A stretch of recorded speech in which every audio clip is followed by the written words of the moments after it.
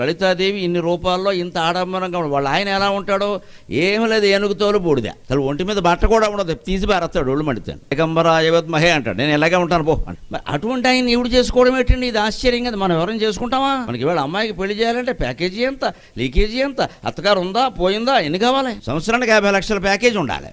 వీళ్ళిద్దరు వెళ్ళి అమెరికాలో ఉంటారు, ఎంతకాలం ఉంటారో తెలియదు. మనం డిమాండ్ పెడుతున్నాం వాళ్ళు చేసుకోవడం. రాబడి ఏ డిమాండ్ పెట్టకపోగా ఏమీ లేనివాడు చేసుకుంది. అది కూడా తపస్సు చేసి 4 ఏళ్ళు. ఆయన వద్దు మొర్రో అన్నాడు. నేనంటే ఏమిటో తెలుసుకోమని మారువేషంలో వచ్చి, నేను జోగ్గాడిని, నేను శ్మశానంలో ఉంటా, నాకు ఏనుగుతోలు కప్పుకుంటా, నువ్వు మళ్ళీ ఆభరణాలు పెడితే కుదరదు, పీకి భారత, నీకు ఇష్టమైతే చేసుకుని నాకు నువ్వే కావాలి దేవుడా అంది ఆవిడ. అమ్మవారిని నిజంగా 10 రోజులు ఆరాధిస్తే అమ్మాయిలు అబ్బాయిల మనస్సుల్లో మార్పు వచ్చి నిరాడంబరమైన దాంపత్యాన్ని కొనసాగిస్తే సమాజంలో విడాకులు ఉండవండి. సమాజంలో విడాకులు ఉండవండి, గుర్తుపెట్టు. ఆడంబరమైన దాంపత్యం కోరుకోబట్టి విడాకులు అవుతున్నాయి. అమ్మవారు పరమాడంబరంగా ఉంటుంది, కానీ పరమ నిరాడంబరుడైన పరమేశ్వరుని చేస్తుంది.